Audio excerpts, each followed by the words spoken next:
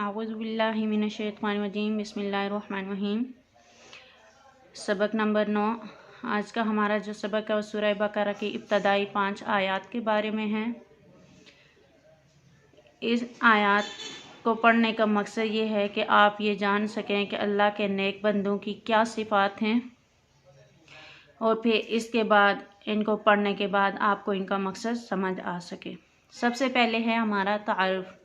सूरह बकरा की इब्तदाई आयात में अल्लाह ताला ने अपने नेक बंदों की खूबियाँ बयान की हैं, और उसके बाद ये बताया है कि कुरान मजीद जो है हदायत की किताब है और इसमें किसी किस्म का कोई शक शुबा नहीं है, हर किस्म के शक से पाक है। कुरान मजीद से सिर्फ वही लोग हदायत पा सकते हैं जो मुत्तकी हों, अल्लाह से डरने वाले हों, गुनाहों से दूर रहने वाले हों, या लोगों को अल्लाह से डरने का हुक्म देते हैं। आयत नंबर 1 और 2। बिस्मिल्लाहिर्रहमानिर्रहीम। अलिफ लाम मीम। अलिफ लाम मीम। ज़ालिका ये अल किताबु किताब है, ला नहीं रैबा शक, फी ही इसमें हुदन हदायत है, लिल मुत्तकीन परहेज़गारों के लिए। अलिफ लाम मीम ये किताब है, इसमें कोई शक नहीं, परहेज़गारों के लिए हदायत है। इस सूरत की पहली आयत अलिफ लाम मीम है। ये लफ्ज़ हरूफ मुक़त्तियात हैं। हरूफ मुक़त्तियात ऐसे हरूफ कि जिनका मतलब अल्लाह के सिवा कोई नहीं जानता, उन्हें हरूफ मुक़त्तियात कहा जाता है। उसके बाद दूसरी आयत में बताया गया है कि कुरान मजीद जो किताब है इसमें शक ना करो, यानी ये अल्लाह ताला ने किताब नाज़िल की है और अल्लाह की ज़ात ऐसी है जो तमाम चीज़ों का इल्म रखती है। ये किताब सरासर यानी मुकम्मल तौर पर हदायत और रहनुमाई मुहैया करती है, लेकिन इस किताब से हर एक को हदायत नहीं मिलती, सिर्फ उन लोगों को हदायत मिलती है जो अल्लाह से डरते हैं, मुत्तकी नेक लोग हैं और वो अल्लाह पर ईमान लाते हैं, अल्लाह की ही इबादत करते हैं और उसके साथ किसी को उसका शरीक नहीं करते, उस जैसा किसी को नहीं समझते। इसके बाद अगली आयत जो बयान की गई हैं उसमें उन मुत्तकी लोगों की खूबियाँ बयान की गई हैं। सूरह बकरा आयत नंबर 3। अल्लज़ीना वो जो युमिनूना ईमान लाते हैं बिलगैबी गैब पर, व युकीमूना और कायम करते हैं अस्सलाता नमाज, व मिम्मा और उसमें से जो रज़क़नाहुम हमने उन्हें रिज़्क़ दिया, युनफिकून वो खर्च करते हैं। जो गैब पर ईमान रखते हैं और नमाज कायम करते हैं और जो रिज़्क़ हमने उन्हें दिया उसमें से खर्च करते हैं। अल्लाह ताला की किताब कुरान मजीद पर ईमान लाने वाले मुत्तकी यानी जो अल्लाह से डरने वाले हैं, इस आयत में उनकी 3 खूबियाँ बयान की गई हैं। सबसे पहली उनकी खूबी है गैब पर ईमान लाना, दूसरे नंबर पे है नमाज कायम करना और तीसरे नंबर में अल्लाह की राह में खर्च करना। गैब पर ईमान, गैब से मुराद यानी जो पोशीदा चीज़ होती है, नज़र ना आने वाली चीज़ होती है, जैसे अल्लाह की ज़ात, सिफ़ात, फ़रिश्ते, वही, जन्नत, दोज़ख, ये सारी चीज़ें ऐसी हैं जिनको हमने आँख से नहीं देखा, लेकिन बिना देखे इन पर ईमान लाते हैं, और बग़ैर देखे किसी चीज़ पोशीदा चीज़ पर ईमान लाना ईमान बिल गैब में आता है। ये चीज़ें हमें नज़र नहीं आती, लेकिन हमें इनके होने का यकीन है कि ये चीज़ें हक हैं, सच्ची हैं।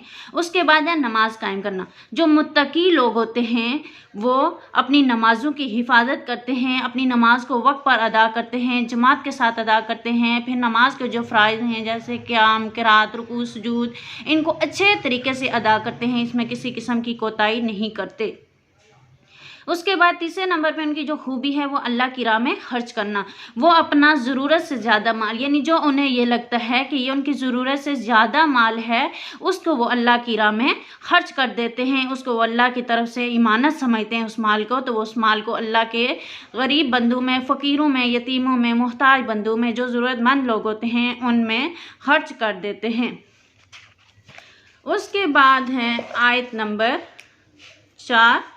वल्लज़ीना वो जो लोग युमिनूना ईमान लाते हैं बिमा उस पर जो उनजिला नाजिल किया गया इलैका आपकी तरफ, वमा और जो उनजिला नाजिल किया गया मिया क़ब्लिका आपसे पहले, व बिल आखिरती और आखिरत पर हम वो यकीन रखते हैं, और वो लोग इस पर ईमान रखते हैं जो आप पर नाजिल किया गया और जो आपसे पहले नाजिल किया गया, और आखिरत पर वो आखिरत पर यकीन रखते हैं। अब इस आयत में जो पीछे 3 मुत्तकी परहेज़गार लोगों की खूबियाँ बताई गई हैं, उससे मज़ीद 2 और खूबियाँ भी इस आयत में बयान कर दी गई हैं कि वो लोग उन 3 खूबियों के साथ साथ कुरान मजीद के साथ जो दूसरी आसमानी किताबें जैसे तौरात, ज़बूर, इंजील वगैरह इन पर भी ईमान रखते हैं कि वो भी अल्लाह ताला की तरफ से हक़ और सच्ची हैं। उसके बाद इस आयत में मुत्तकीन की आखिरी जो सिफ़त बयान की गई है वो ये बताया गया है कि वो आखिरत पर यकीन रखते हैं, ईमान रखते हैं, वो अपनी ज़िंदगी को रब की अमानत समझते हैं और इनका ईमान ये होता है कि एक वक्त आने वाला है जब ये सब कुछ ख़त्म हो जाएगा, फना हो जाएगा, फिर अल्लाह ताला तमाम इंसानों को दोबारा ज़िंदा करेगा, इकट्ठा करके उनके आमाल का, उनके कामों का, जो उन्होंने दुनिया में अच्छे बुरे काम किए उनका अमाल का हिसाब लेगा।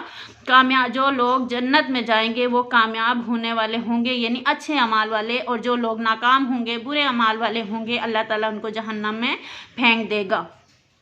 उसके बाद आयत नंबर 5 में है उलाइका वही आला पर हुदन हदायत पर मेरे रब्बिहिम अपने रब की तरफ से, व उलाइका और वही हम वो अलमुफलिहून कामयाब होने वाले लोग हैं। वही अपने रब की तरफ से हदायत पर हैं और वही हकीकी कामयाबी पाने वाले हैं। इस आयत में अल्लाह ताला उन मुत्तकी, उन परहेज़गार, यानी अल्लाह अपने बंदों को डरने वाले जो अल्लाह से बंदे हैं उनके मुतालिक उन नेक लोगों को ये खुशखबरी दे रहा है कि ये लोग जो अल्लाह से डरते हैं, नमाज कायम करते हैं, अल्लाह की राह में देते हैं, ये सीधे रास्ते पर हैं और आखिरत के दिन इन लोगों को कामयाबी मिलेगी। यानी दरअसल ये जो लोग हैं हकीकी कामयाबी पाने वाले हैं जो हमेशा हमेशा रहेगी। उसके बाद जो है इस सूरत में के साथ साथ बताया गया है कि सूरह आल इमरान में अल्लाह ताला ने इस हकीकी कामयाबी को इन अल्फाज में ज़िक्र किया है, फ़मन ज़ुहज़िहा अनिन नारि व उदखिलल जन्नत फ़क़द फ़ाज़।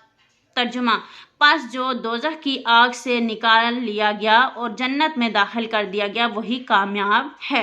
तो ज़ाहिरी बात है वही लोग ऐसे होंगे जिन्हें जन्नत में दाखिल किया जाएगा, जहन्नम से निकाला जाएगा, जो दुनिया में अल्लाह की इबादत करते रहे, उसके साथ किसी को शरीक नहीं ठहराया, उसको एक माना, नमाज कायम की, अल्लाह के बताए हुए रास्तों पर चले। उसके बाद है हमारा ग्रामर। तो इसमें आप लोगों ने जो है वो सीगे अफ़ाल जो हैं, सीगे जो हैं वो आपको 2 दिए गए हैं, एक हसीबा और दूसरा रहीमा। अब इनको आपने इनकी गर्दानें बनानी हैं। सबसे पहले आपने जब गर्दान बनानी है तो उसमें ऊपर लिखना है फ़ेल माजी, उसके बाद नीचे आपने लाइनें लगानी है जिस तरह ये किताब में लगी हैं। फिर आपने एक तरफ अरबी लिखनी है, दूसरी तरफ उसका तर्जुमा। ये जहाँ कंप्लीट होगी उसके बाद आपने दूसरी तरफ लिखना है फ़ेल मज़ारे। फ़ेल मज़ारे यानी ऐसा फ़ेल जिसमें 2 ज़माने पाए जाएँ, मुस्तकबिल और हाल, 2 ज़माने जिसमें पाए जाएंगे उसे कहेंगे फ़ेल मज़ारे। फिर इसी तरह इसकी भी लाइनें लगा के आपने ये नीचे यहाँ तक गर्दान लिखनी है। जब ये कंप्लीट हो जाएगी फिर आपने नीचे लिखनी है अमर। फिर अमर की भी इसी तरह आपने ये सीगे लिखने, अरबी तर्जुमा। उसके बाद आपने लिखनी है नहीं। नहीं के एक तरफ ये सीगे लिखने और दूसरी तरफ उसका तर्जुमा इसी तरह डिब्बे से बना के। उसके बाद आपने फ़ाइल, फिर फ़ाइल का ये सीगा लिख के फिर आपने अगला डिब्बा बनाना, ऊपर लिखना है मफूल, फिर उसका डिब्बा बना के ये मफूल का सीगा और तर्जुमा। उसके बाद आपने फ़ेल और फ़ेल का इसी तरह ये सीगा और उसका तर्जुमा लिखना है। उसके बाद आपने पहले तो आपने हसीबा की बनाई, अब आपका फ़ेल माजी में है रहीमा। अब आपने रहीमा की भी उसी तरह जिस तरह हसीबा की पहले फ़ेल माजी की लिखनी है, फिर उसके बाद फ़ेल मुज़ारे की लिखनी है, फिर अमर की लिखनी है, फिर नहीं की लिखनी है, फिर फ़ाइल, मफूल, फ़ेल, इसी तरह। फिर उसके बाद आपने ये छोड़ देना है, ये बाद में करेंगे हम लोग। उसके बाद आपने मश्क पे आ जाना है।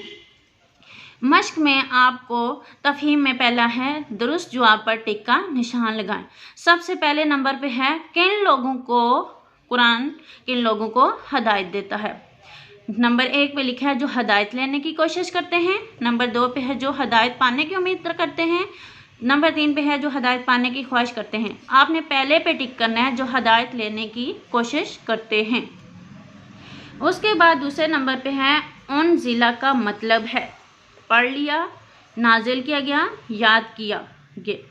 तो आपने दूसरे नंबर वाले पे टिक करना है नाजिल किया गया। उसके बाद है क़यामत के दिन तमाम इंसानों का हिसाब कैसे होगा। हर एक का अपना अपना, सब लोगों का एक साथ, माँ बाप के साथ। आपने पहले वाले पे टिक करना है, हर एक का अपना अपना। उसके बाद है अल्लाह ने किन लोगों को आखिरत के दिन कामयाबी की खुशखबरी दी है? ताकतवर लोगों को, अपने नेक बंदों को, दौलत वाले लोगों को। आपने दूसरे नंबर वाले पे टिक करनी है अपने नेक बंदू को। उसके बाद मिलाइए। अरबी अल्फाज को उनके दुरुस्त माना के साथ मिलाना है। पहला मतलब है ला, ला का माना है नहीं, आपने ला को नहीं के साथ मिलाना है। रैब का मिला हुआ है शक के साथ। उसके बाद है अस्सलाता, अस्सलाता का माना है नमाज। उसके बाद हुदन, हुदन का माना है हदायत। उसके बाद युकीनून, यकीन रखते हैं। आपने इनको आपस में मैच कर लेना है। उसके बाद हैं आपके मुख्तसर सवालात पे आ जाएं, मुख्तसर जवाब दें। मुत्तकी किसको कहते हैं? मुत्तकी किसको कहते हैं? तो आपने सफ़ा नंबर 56 पे आ जाना है और इसके लास्ट पे जो जहाँ लिखा हुआ है मुत्तकी या नेक लोगों से मुराद वो लोग हैं जो अल्लाह पर ईमान लाते हैं, सिर्फ उसी की इबादत करते हैं और शिर्क से दूर रहते हैं। यहाँ तक नंबर 1 का जवाब है। उसके बाद दूसरे नंबर पे आपका सवाल आ रहा है कि मुत्तकीन या नेक लोगों की 3 सिफात बताएं। तो आपने लिखना है मुत्तकीन या नेक लोगों की 3 सिफात। ये लिख के आपने लिखना है नंबर 1 गैब पर ईमान लाना, नंबर 2 नमाज कायम करना, नंबर 3 अल्लाह की राह में खर्च करना। उसके बाद सवाल नंबर 3 है आखिरत से क्या मुराद है? तो आपने सवाल से लगाना है आखिरत से मुराद है कि मरने के बाद की ज़िंदगी जिसमें अच्छे और बुरे अमाल का हिसाब लिया जाएगा। उसके बाद है तफसीली जवाब दें। हमें हकीकी कामयाबी कैसे हासिल हो सकती है? यह है आपका सवाल।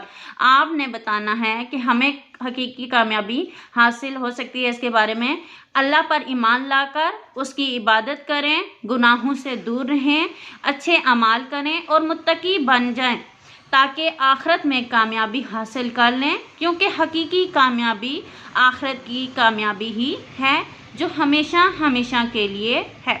उसके बाद आपने सारा सबक याद करने के बाद यहाँ पे जो लिखे अपना जायज़ा लें और लफ्ज़ी तर्जुमा लिखें। यह आपने ज़ुबानी लिखना है, देख कर नहीं, ज़ुबानी लिख कर किसी की निगरानी में बैठ कर फिर उसको चेक करवाना है कि आपने ठीक लिखा है या गलत। सदक़ल्लाहुल अज़ीम।